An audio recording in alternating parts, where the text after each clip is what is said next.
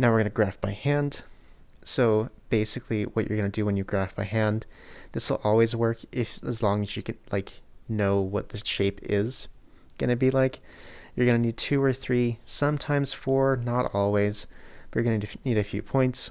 What you're going to do is you're going to plug in a number into your function, chug it out with your calculator, and then you're going to get an ordered pair of your input and your output.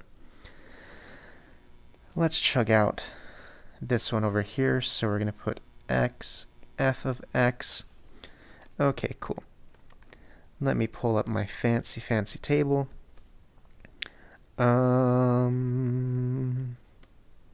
Cool. Let's do -1, 0, 1. So we're to plug -1 into here, we would get -1/2 minus 2, so that's -2.5. We put in a 0, we'd just be minusing the 0, so we get -2.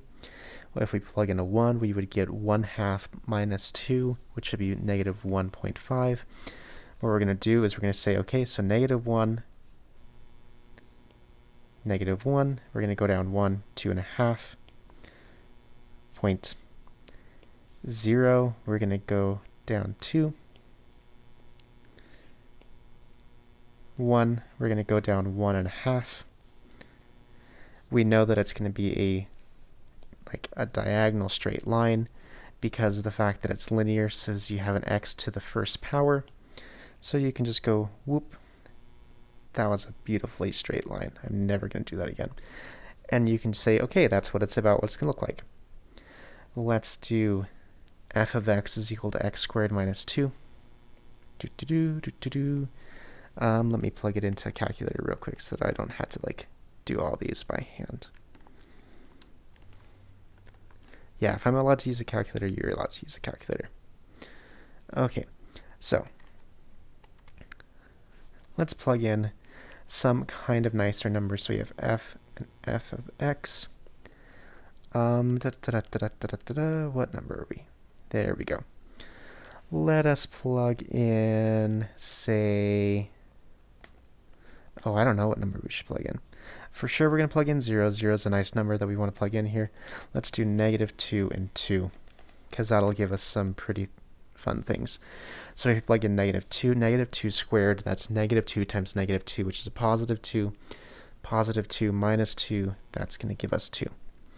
We plug in 0. 0 squared is still 0. 0 minus 2 is going to be -2. And if we plug in just a regular old 2 in here, we have 2 squared minus 2. So we have 4 minus 2, that's a 2. You notice here that there's a pattern where we have a line of symmetry.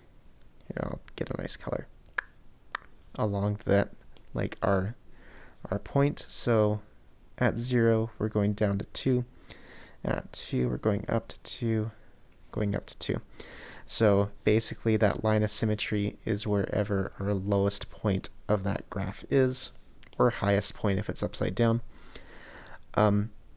Because it goes whoop, and it's symmetric, you can kind of cheat and say, okay, so where's my point of symmetry? And then I know that whatever number I put in here, that's equidistant from here. So 2 is the same distance as -2 from 0. We're going to get our same answers, our same f of x here, which is why we get that beautiful shape.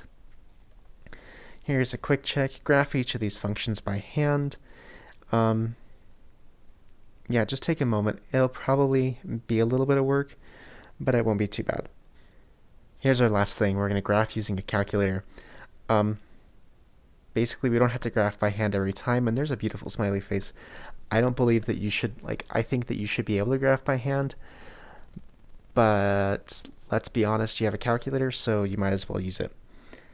Desmos, graphing calculators, Google's, all of those things will be able to help you out.